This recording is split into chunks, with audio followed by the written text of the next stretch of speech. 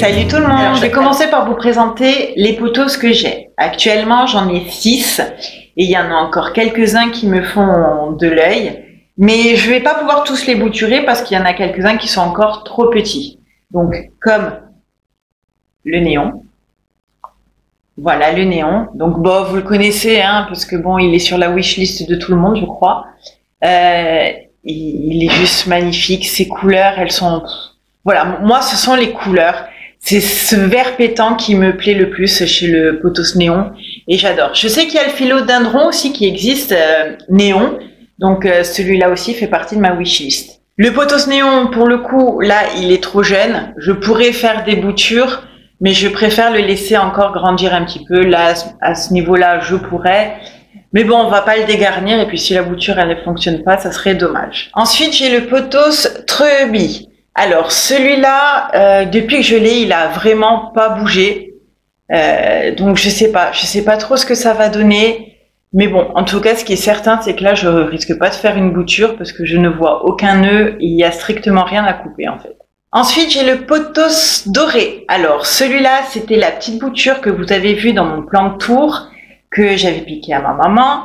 Et ouais, regardez-moi ça comme elle a grandi, c'est un truc de fou. Donc celle-ci, je vais pas la bouturer parce que j'en ai déjà une en route. Et puis là, j'ai envie que ça fasse la petite laine qui tombe. Alors là, j'ai ce beau pothos argenté. Alors celui-là, il est vraiment joli. Il est en pleine végétation. Là, il vient de me sortir encore une feuille.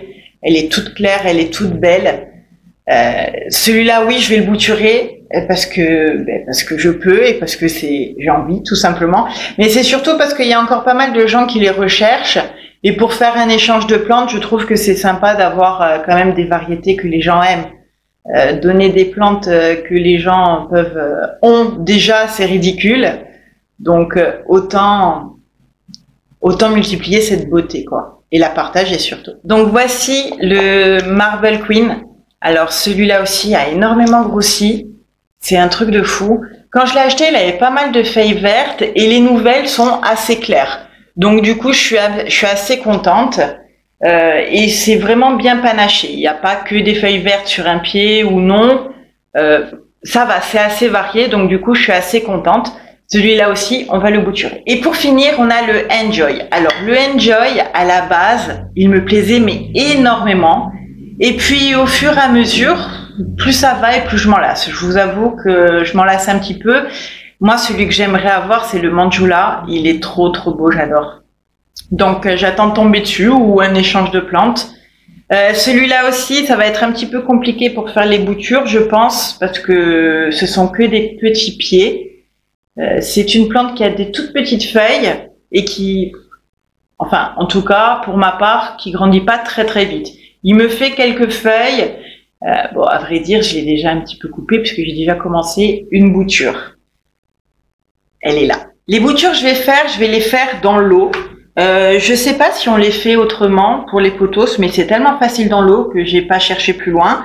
Donc, pour les contenants, j'utilise beaucoup des bocaux. Donc, c'est des bocaux que tout le monde a chez soi. Ensuite, il y a les pots à yaourt en verre. Ça, j'adore. Alors ça, c'est les jus de fruits qu'on vend dans les bars, enfin dans les cafés. Donc, dès que j'ai l'occasion d'en récupérer, j'en récupère parce que c'est assez profond et assez fin. C'est très pratique. Et après, de temps en temps, j'achète de la vaisselle pour, en fait, quand je trouve des tasses ou des récipients sympathiques, qui sont pas trop chers évidemment, je les achète pour les boutures. Et ça, c'est une tasse que j'avais achetée, il me semble, à Leclerc. J'avais dû la payer 2 € et je la trouvais super sympa. Et la dernière fois, je suis tombée sur un petit service où il y avait 6 gobelets comme cela, donc en espèce de céramique. J'ai dû y payer peut-être 10 € les 6. Ils sont trop mignons, déjà pour commencer. Et puis pour les boutures, c'est vraiment la bonne taille, quoi. On fait des boutures pour plusieurs raisons. La première, c'est parce que on veut expérimenter. La deuxième, on veut partager. La troisième, on veut avoir plus de spécimens ou refournir sa plante.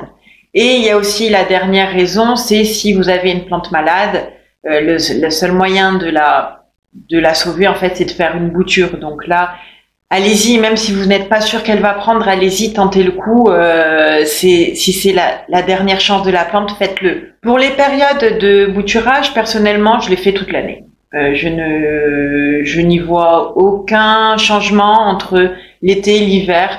La seule chose, en fait, c'est que au printemps, elles sortent de végétation logiquement, bon, pas cette année parce que bon, il n'y en a pas eu. Mais sinon, quand elles sortent de végétation, en fait, elles sont tellement au taquet que les racines vont se former hyper rapidement. Et ça, c'est génial parce que en l'espace d'un mois, vous pouvez avoir une nouvelle plante. Elle sera pas immense, ça restera une bouture, mais vous pouvez avoir une plante très rapidement. Après, si en hiver vous voulez les couper, moi je le fais, il n'y a aucun problème. Parfois, il y a les racines qui sortent de suite, parfois non, mais au pire des cas, au printemps, elles sortiront. C'est comme cette bouture de pothos argenté, celle-ci, je l'ai faite il y a un bon petit moment maintenant, et elle ne m'a toujours pas fait de racines, mais c'est pas grave. Du moment qu'elle pourrit pas, qu'elle n'est pas morte, j'attends. Je suis pas pressée au final. J'ai déjà une plante. Et pour le rempotage, en fait, des boutures, moi, j'attends toujours le printemps. Enfin, si je fais des boutures durant tout le reste de l'année, je vais les rempoter dès qu'elles sont prêtes. Par contre, si ça tombe en hiver, je vais attendre le printemps pour la rempoter. Il n'y a aucun problème. La bouture peut rester des semaines dans l'eau sans problème. Celle-ci, je pense que je l'ai faite juste au tout début de l'hiver. Donc ça fait déjà quelques mois et elle se porte à merveille. Elle m'a fait des pousses, tout quoi. Donc vraiment, la bouture pour moi c'est vraiment un amusement simplement quoi. J'adore faire ça. J'adore faire des boutures. Alors celui-là c'est le Marble Queen. Donc je vais essayer de vous montrer où couper. Voilà, sur celle-là je pense que ça va être assez clair. Est-ce que vous voyez bien? Voilà. Alors là on voit la jonction de feuilles. Là pareil. Et là on voit qu'il y a déjà des racines. Donc ce qu'on va faire c'est qu'on va couper juste en dessous. Et cette partie-là, en fait, on va la mettre dans l'eau et elle va continuer à pousser. Donc là, c'est facile, il n'y a pas trop de questions à se poser. Et ce qu'on fait, en fait, pour que ce soit harmonieux, on va venir couper au-dessus d'une feuille. Comme ça, quand la plante repartira, ça repartira joliment. Il n'y aura pas un trou. Parce que si vous coupez mal, il se peut que la plante ne repousse pas correctement. Donc là, on vient couper juste au-dessus de la feuille. On voit bien la racine. On voit bien la jonction et on voit bien toutes les pousses. Donc celle-ci, on est sûr qu'elle va repartir. Là, on a une tige et en fait, ce qu'on va rechercher, c'est le nœud. Et là, à la jonction de cette feuille, on voit qu'il y a un petit picot. On appelle ça un œil. Voilà, on appelle ça un œil. Donc ce qu'on va faire, c'est qu'on va venir couper encore au-dessus de la feuille. Là, on voit qu'il y a une toute petite tige à côté. On va venir couper la feuille qui est juste à côté du nœud parce que du coup elle va être dans l'eau donc elle risque de pourrir et on va mettre toute cette partie là dans l'eau. La plante a déjà fait des pousses donc là on voit bien qu'elle est en train de pousser de ce côté donc quand elle va pousser on sait que ça va être de ce côté et qu'il y a beaucoup plus de chances pour que la plante reparte bien. Donc ma plante est un petit peu dégarnie mais je sais que là où j'ai coupé automatiquement, il va y avoir une pousse. Ensuite, on a le pothos argenté. Donc là, ça va être encore plus facile à vous expliquer, étant donné qu'elle m'a déjà fait des lianes. Donc, on a cette liane. Je vais carrément la couper entière, en fait. Voilà. Je vais la couper au-dessus d'une feuille. Comme ça, quand ça repart, ça repartira bien. Et là, on voit bien le nœud. Donc là, vous voyez le nœud, donc c'est là que vont partir les nouvelles racines. Donc automatiquement, il faut couper la feuille, parce que sinon la feuille va pourrir. Vous avez le choix, soit vous mettez la tige entière dans de l'eau, donc elle repartira déjà en liane, mais là je trouve qu'elle est un petit peu dégarnie à mon goût. Ce que je vais faire, c'est que je vais venir couper juste au-dessus de la feuille. Et là, on voit bien dans la feuille, en fait, qu'il y a déjà une pousse qui se forme. Donc, on est sûr que la plante, elle va repartir. Donc, on va la mettre comme ça dans l'eau et la plante, elle va repousser par ici. Et là, pour la tige qui reste, en fait, là, il y a le nœud. Donc, les racines, elles vont sortir par ici. Et la plante, elle va repousser par ici. Il y a déjà une feuille qui se forme à ce niveau-là. Alors maintenant, il nous faut un contenant adapté en fait à ces boutures. Si on prend un récipient comme celui-là et qu'on met dedans, elle va pas tenir. Donc on va essayer de trouver un récipient pour cette bouture un petit peu plus stable. Là, c'est pas terrible non plus.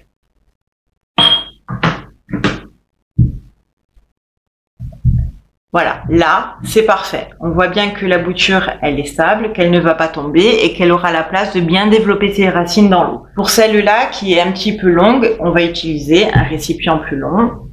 Et voilà, ça c'est fait. Ce qu'on va faire, c'est qu'on va rajouter l'eau pour que soit le nœud, soit les racines existantes soient recouvertes. Donc là, on a déjà la racine. Donc un petit peu d'eau suffit. L'essentiel, c'est de ne pas faire tremper les feuilles dedans, en fait. Parce que si les feuilles trempent dans l'eau, ça peut les faire pourrir et du coup, faire pourrir la bouture entière. Là, on a un nœud ici et un nœud ici. Alors moi, ce que je fais en général, c'est que je recouvre les deux nœuds. Au moins, je suis sûre, il y a plus de chances qu'elle fasse des racines. Et puis au pire, il y aura des racines qui partiront de deux endroits. Alors après, vous avez celle-ci. Celle-ci, il n'y a rien de plus facile. Donc, vous avez un nœud, deux nœuds, trois nœuds. Donc, pour que ça soit stable, il vaut mieux mettre de l'eau jusqu'au deuxième nœud. Parce que si vous mettez l'eau là, ça risque de tuer la feuille qui est en train de se former. Là, vous avez la bouture qui est dans l'eau sur les deux nœuds et pas le dernier. Voici les boutures qui sont déjà coupées depuis un petit moment dans l'eau. Depuis un petit moment, elles m'ont toutes fait des racines.